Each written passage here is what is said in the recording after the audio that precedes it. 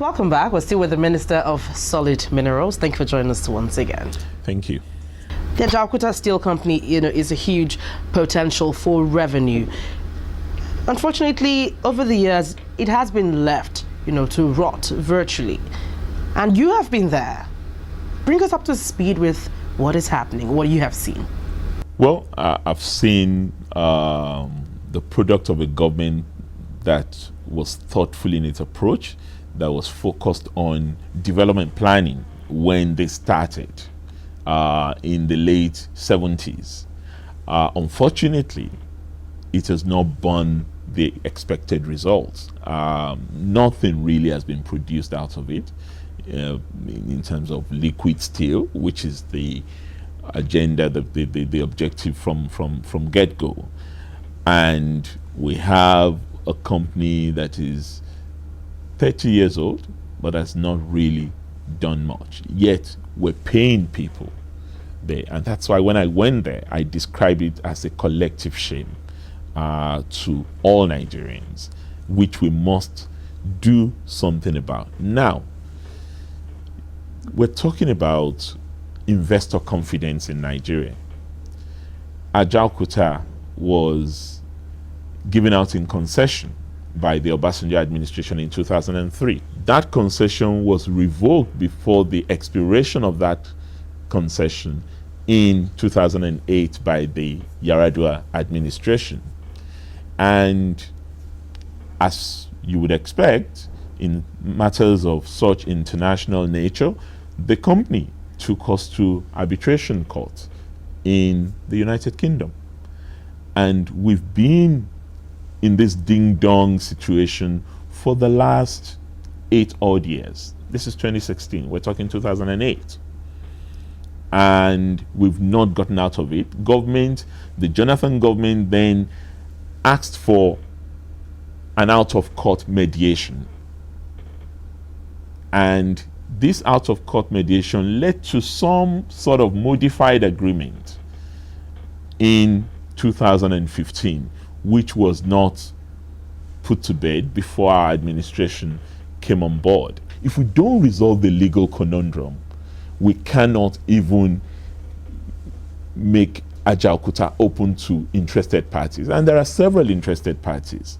We've been approached by the Russians, by the Chinese, by the Ukrainians, by local Nigerians that are determined to put it back to use. And we're looking at all those proposals.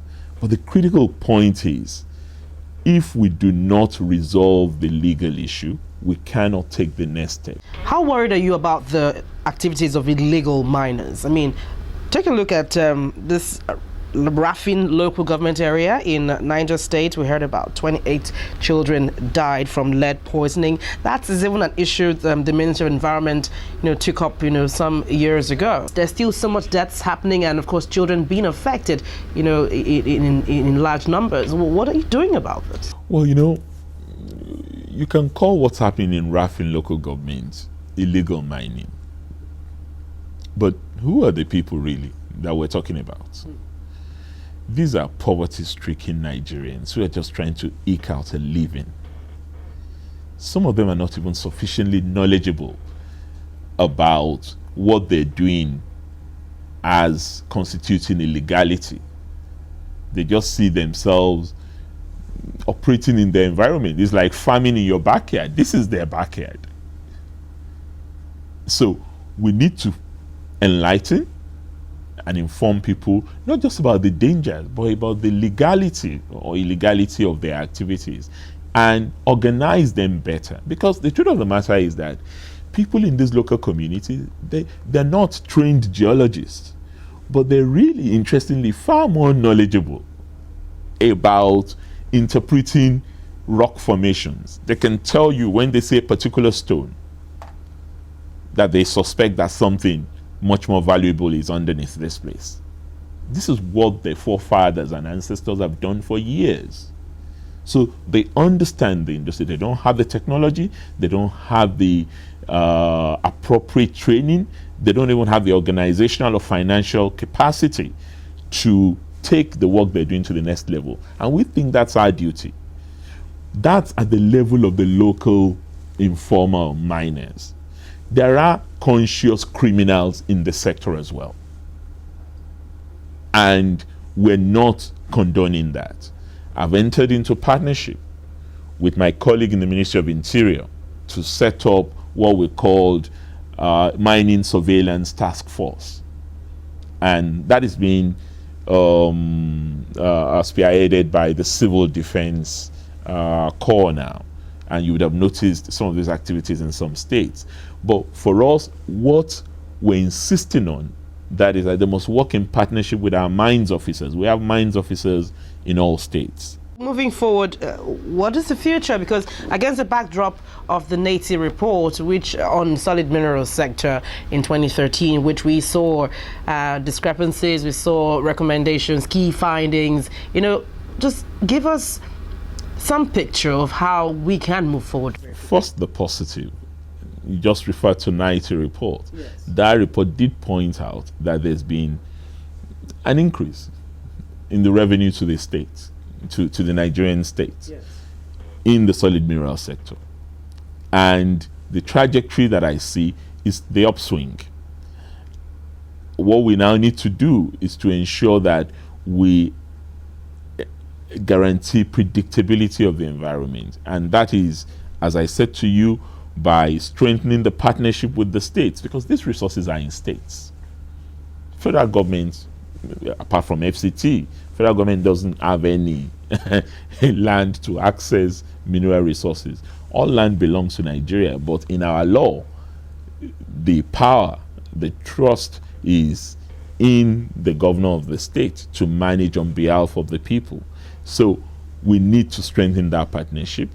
We need to ensure that we provide more data. What do we have? In what quantity do we have it? Is it of commercial value? If it's not of commercial value, let's discard it. It's no use saying we have 44 minerals or we have 100 minerals. So what?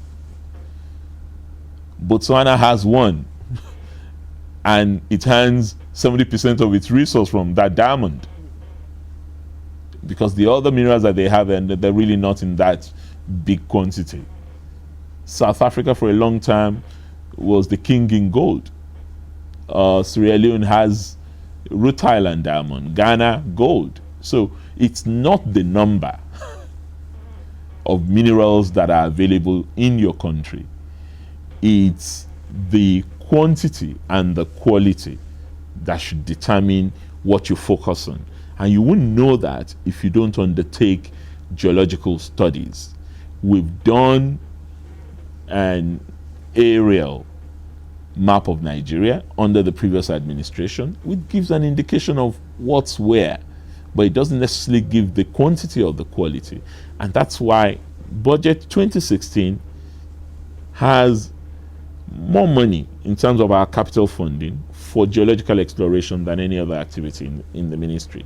So our focus is geological exploration, mining inspectorate to tackle a lot of what you have just talked about, because it's no use having mines officers who don't have vehicles to even move around to monitor what is going on in their backyard, and to say we're not getting enough, there's under assessment, there's undervaluation, these companies are not paying enough revenue to government.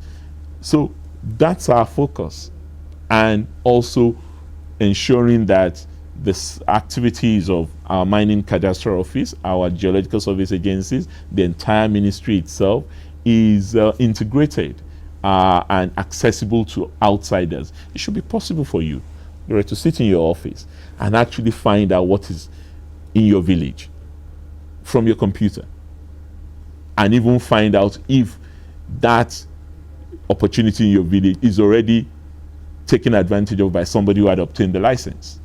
Very well. Thank you, Dr. Fayemi, for coming on Dateline Abuja. Thank you for having me, Gloria. Thank you.